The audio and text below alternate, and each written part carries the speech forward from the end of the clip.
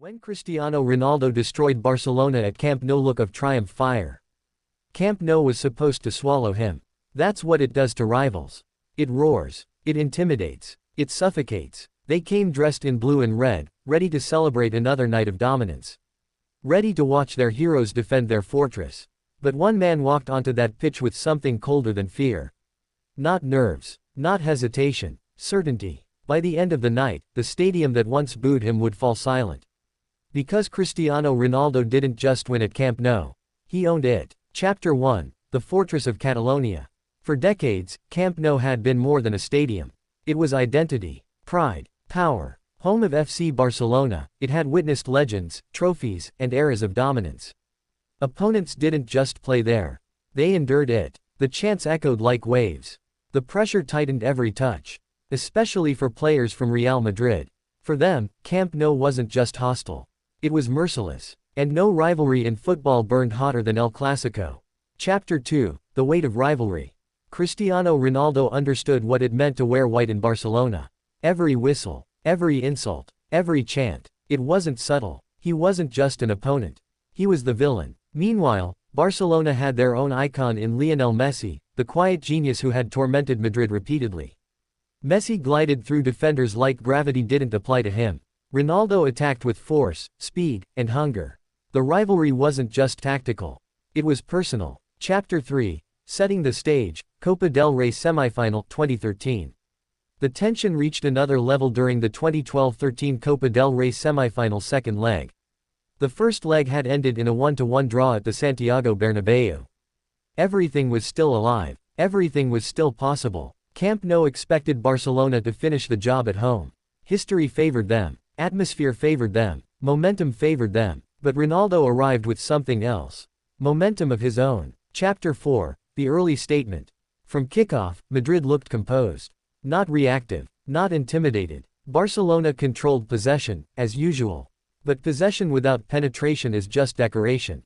Madrid waited. Then it happened. A sudden break. A surge forward. Ronaldo accelerating into space. Gerard Piqué lunged. Contact. Penalty. The stadium erupted in protest. Ronaldo didn't flinch. He placed the ball. Whistles rained down. He ran up. Goal. 1-0 Real Madrid.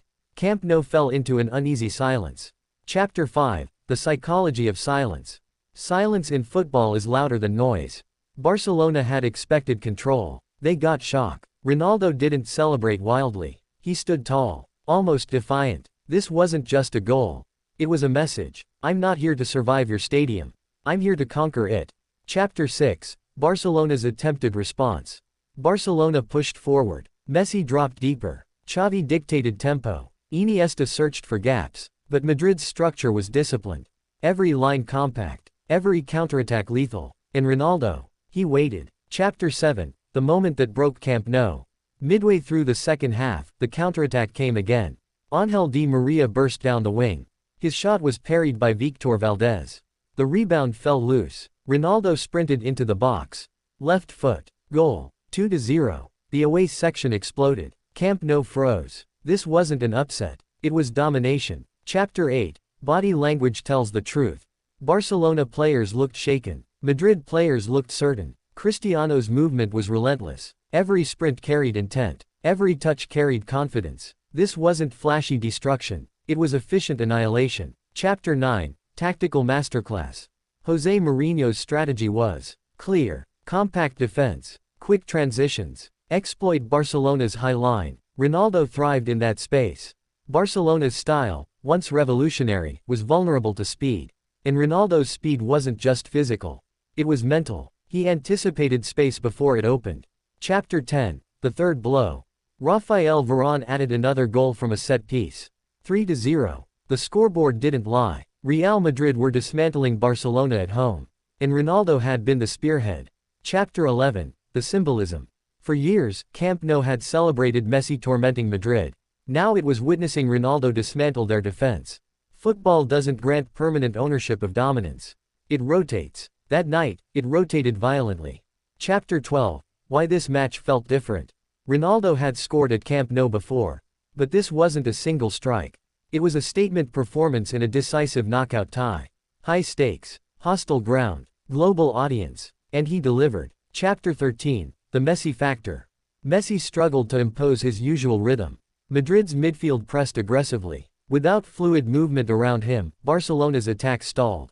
For once, Messi was contained. And Ronaldo capitalized. Chapter 14, The Rivalry Narrative Shift. El Clasico debates often revolved around Messi's artistry. But this match strengthened Ronaldo's legacy. He didn't just score. He silenced the fortress. He imposed himself on hostile territory. Chapter 15, Emotional Aftermath. At the final whistle, Madrid players celebrated wildly. Barcelona supporters exited early. The stadium that once felt invincible had been breached decisively. Ronaldo walked off with a look of satisfaction. Not arrogance. Vindication. Chapter 16, Beyond the Scoreline. The match wasn't just 3-1 on aggregate.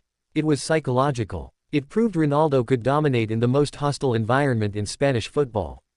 Pressure didn't weaken him. It sharpened him. Chapter 17, The Legacy of Camp Nou performances. Great players define themselves away from comfort. Ronaldo's career is filled with moments under pressure, finals, knockouts, hostile grounds. But Camp Nou carried special weight. And he embraced it. Chapter 18, Evolution of the Duel. After that night, the Messi vs Ronaldo rivalry gained another layer. No longer could critics claim Ronaldo disappeared in big games at Camp Nou. He had delivered, emphatically. Chapter 19, The Bigger Picture. Football eras are shaped by moments. This was one, not because it ended Barcelona's dominance, but because it reminded the world that rivalry fuels greatness. Messi would respond in future clashes. But on this night, it belonged to Ronaldo. Final reflection. When Cristiano Ronaldo destroyed Barcelona at Camp Nou, isn't exaggeration. It's memory. It's the image of a white shirt standing tall amid red and blue frustration. It's the sound of silence in a stadium built for noise. It's proof that greatness doesn't fear hostility, it feeds on it. Camp Nou expected to intimidate him. Instead, he conquered it. Look of triumph fire.